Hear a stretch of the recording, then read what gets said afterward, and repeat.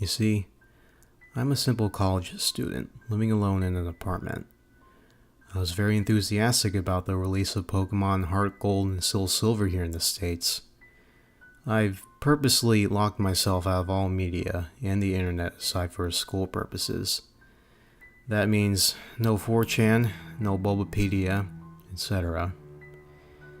As I was busy with the school year and being poor at the time, I wasn't able to buy Soul Silver on its launch date.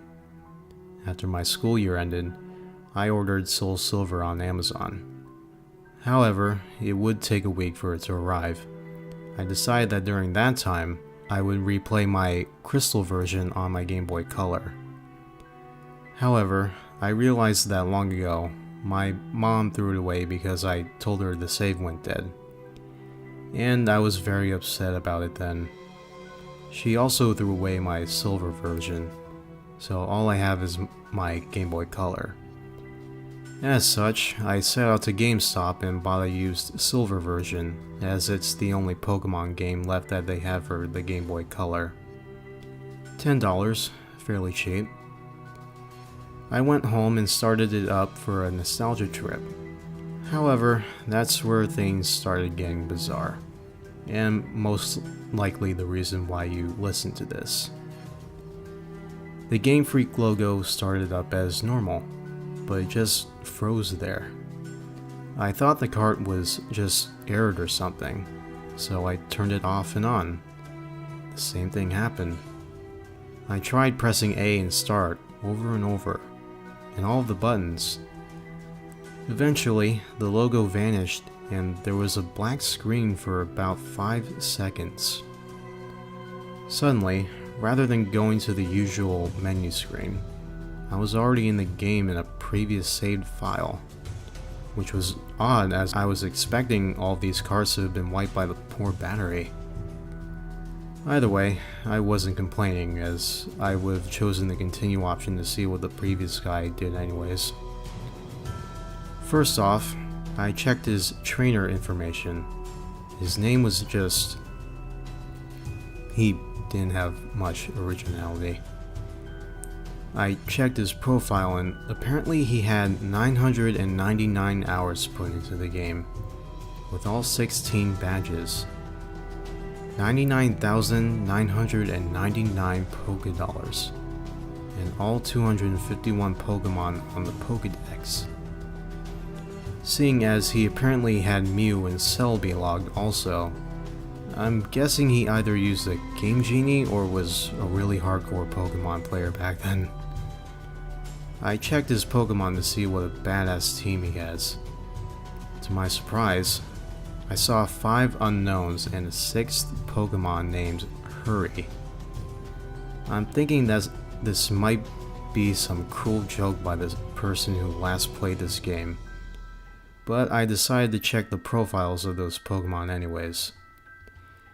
As expected, there were different letters of unknown, all level 5. I was a bit shaky with my unknown alphabet at the time, but I identified the word spelled out to be leave. As for the 6th Pokemon, it turned out to be a Cyndaquil. Mind you, this is before there were individualized Pokemon icons. The Cyndaquil looked normal, but it was level 5 with only 1 HP left, with only 2 attacks, Leer and Flash. I don't know why they named him Hurry, but at the time I just disregarded it. The most eerie thing was that, despite my volume being at max, none of the Pokemon he had said their usual cries, just pure silence. Having enough of the team, I closed it. I was parked at what appears to be a room inside Bellsprout Tower. However, for some reason, there were no NPCs around. Even more eerie was that the pillar in the middle didn't move at all, as if just leaning on its side. There was no music at all, and there was no exit or ladder, or at least I thought there wasn't. I walked around for a few minutes, but can't seem to find a way out, This was certainly not a room I've seen in the Bellsprout Tower before. I tried checking my items for an escape rope, but the bag was completely empty. There wasn't any wild Pokemon either. Finally, I managed to find the ladder, which turned out to be behind the pillar. The screen turned black and the music finally started playing. I had a sudden chill, as I recognized that melody I heard to be the theme you hear when you listen to the radio at the Alph ruins where the unknown are at. I immediately realized that it wasn't a loading transition, but rather I was in a dark room and would need flash. Before I took care of that though, I immediately checked my Pokegear to change the radio to something more pleasant. But it turns out that there was no radio card, or even a phone or time cards. There was only a map card in which Gold, from earlier, and I will call him Gold from now on, was just walking in the midst of black. I recall that Cyndaquil has flash, so I turned off my Pokegear and made Cyndaquil use flash. I didn't see any message saying Hurry has used flash or anything like that. The room just became lit just like that, and I soon regretted it. The room was a chilling blood red with a linear gray path heading south. The ladder I used to go up and down was not there at all. I had no choice but to head south. The screen got darker every 20 steps I made, until I finally made it to the end, which appears to be a sign. I read the sign, which said, "Turn back now." Suddenly, I was asked to answer yes or no, but there was no question asked. I chose yes as I don't know what it was asking, and the screen went black again, making a ladder climb sound. The unknown radio music stopped, and in a few seconds was replaced with the not as creepy Pokeflute radio music. I was in another dark room, but I held my breath and used flash again. Suddenly, it said that Hurry has fainted, which was odd since I recall that there was no status conditions like poison on him, and I clearly wasn't in a battle. I checked my Pokemon quickly and suddenly he's no longer in my party. In fact, after a bit of investigating, none of my Pokemon are there, but instead all replaced with level 10 unknown. I did the same thing as before and spelled out the unknown. My then team of unknown spelled, "He died." Either way, after that creepy change, the room was lit to reveal myself in a very small room that appears to be only 4 squares big. The walls of that room were gray bricks, as if I was inside something that was hollowed out. Outside that room appears to be a bunch of graves similar to the ones in Pokemon Red and Blue. I've walked around that small room and pressed A, but nothing happened. I've already concluded that this was clearly a hacked game and some sadistic fuck sold it to GameStop. However, my curiosity kept me going. I checked the trainer profile of again, only to find out that the sprite of Gold was missing his arms. He also seems to appear less smug, but rather seems more sad and empty in a way that I don't know how to describe. For some reason, it also now said that he has 24 badges, which was clearly impossible. After a few minutes of aimless wondering, my character suddenly spun and did the escape rope spinning animation. Instead of flying up though, my character spun downwards slowly, as if sinking. After that screen, the music stopped. After finally landing, the overworld sprite of Gold is colored differently now.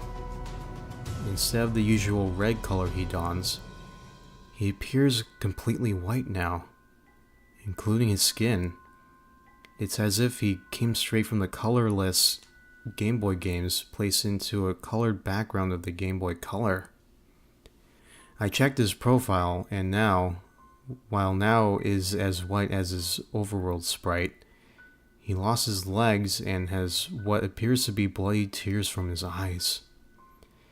It also says he now has 32 badges, which now starts to disturb me as this change of number seems to represent something important. I also checked my Pokemon, which this time contains 5 unknowns and a level 100 Celebi without a nickname. The unknown are this time level 15 and spelled out dying. I checked the Celebi's profile. It was a shiny Celebi, except there is only one half of the sprite. 1 leg, 1 arm, 1 eye. It only has 1 attack, Perish Song. The area I was in itself was the Sprout Tower with the immobile pillar as before, except everything is apparently red now. I walked north for what felt like forever. Eventually, I finally encountered some generic men and women NPC. They were all lined up to the side, just facing the long slantish pillar in the middle. They were also white, and nothing happens when I try to speak to them. I kept on going north until eventually the pillar finally appears chopped off, with a transparent red in that spot. I went up to red, and without even pressing A, I was suddenly engaged and finally in a battle. The music starts again, which it sounds like the unknown radio music again, but played backwards. Gold's battle back sprite matches his front one with the bloody eyes, white skin, and lack of arms, while Red sprite was the same as before in Gold, Silver, and Crystal, except transparent. The text simply said, "Wants to battle," as if he has no name, and both of us only have 1 Pokemon each, which is weird as I swore I had 6 with the unknowns. My shiny Celebi came out, conveniently with half a sprite for the back sprite also. The shiny noise and animation was different, as the sounds it made sound like multiple screech attacks used consecutively. Red sent out a seemingly normal male Pikachu, except he is level 255 and his sprite seems sad and has tears in his eyes. Rather than the usual fight item Pokemon run menu, I was only given the option to use the attacks. Since Celebi only has 1, I chose it. Naturally, since Pikachu was level 255, he went first. Pikachu used Curse, lowering his speed and increasing his other stats. I'm not even sure if Pikachu could use Curse. Celebi used Perish Song. In 3 turns, both Pokemon get KO'd. Not like I have a choice. At this point, it didn't even go back to the fight menu, as the battle just continued without me. Also, note that there were no animations at all for some reason. Pikachu used Flail, which didn't do much damage despite his level and boost as health was maxed out. Celebi used Perish Song. Nothing happens as it was already used.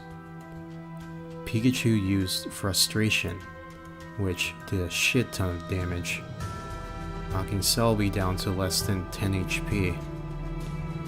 Celebi used Pain Split, which surprised me as Celebi didn't even have that attack in the first place. Now Celebi and Pikachu have about 150 HP. Pikachu used Mean Look, not like that did anything. As expected, due to the effects of Perish Song, My Celebi fainted, except in the text it said, Celebi has died. And instead of the ordinary drop off the screen animation, the Celebi back sprite just vanished. For some reason, the Pikachu was still up even with Perish Song, and it didn't count as my loss.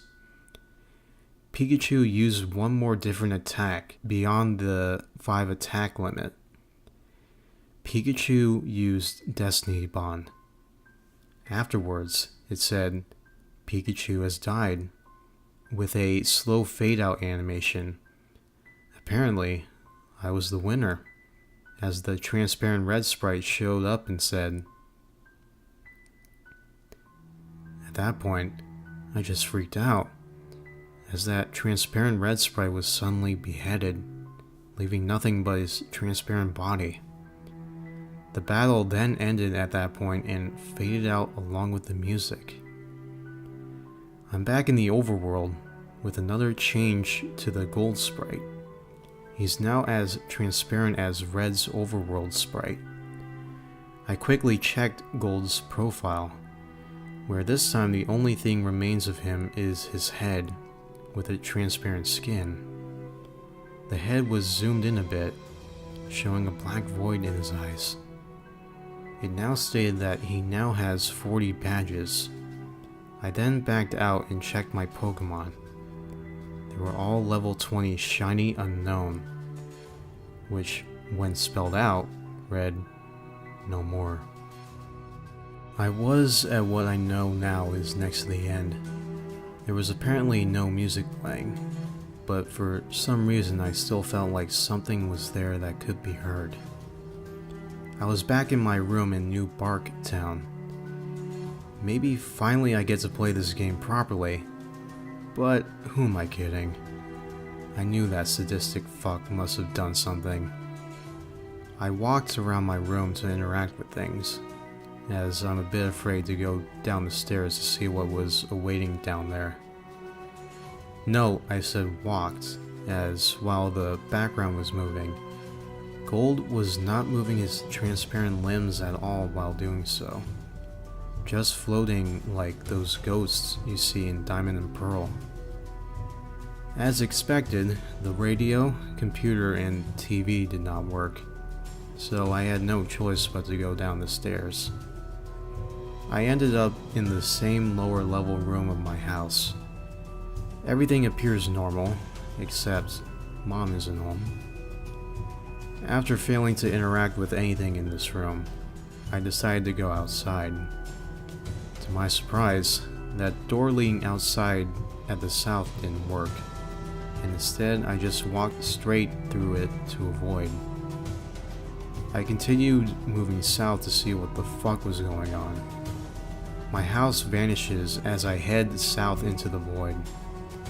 It was creepy as when I entered the void, the outline on Gold's transparent sprite turned white to contrast with the pitch black. Eventually, I reached a white area and Gold's sprite turned black and transparent again. I continued south without thinking of stopping at all. After a long trek south, I finally encountered something. It was Gold's regular sprite. I talked to it. He said, "Goodbye forever," notably with a space in between the forever and vanished. As that happened, it said, "Use Nightmare," which at that point, I wouldn't deny that being possible. Gold did another escape rope animation, spinning slowly downwards like before. I'm now back into that small hollowed out room surrounded by graves earlier. Or at least I say I was back there, as there's no sprite anymore. I tried to walk around but nothing moved, not even wall bumping noise. I checked my trainer profile with absolutely no gold sprite left. It said I have 0 badges, and all the pictures of the Johto gym leaders at the bottom were replaced with skulls. I checked my Pokemon, which were all level 25 unknown. As expected, it spelled out a phrase that I dared to read. I'm dead. As soon as I went back to the overworld, the room I supposedly was in was then covered with the same blocks as the walls. I then figured out what exactly that room was when the final text was said, RIP. That room was a big grave, surrounded by other graves. Gold has already been dead. He died presumably a few years after he defeated Red. He was a young trainer who, despite his efforts in collecting so many badges and attempts at becoming a Pokemon Master, was still unable to avoid the inevitable fate of death, and his efforts were eventually forgotten by the next generation. I was unable to escape from that text no matter what I pressed.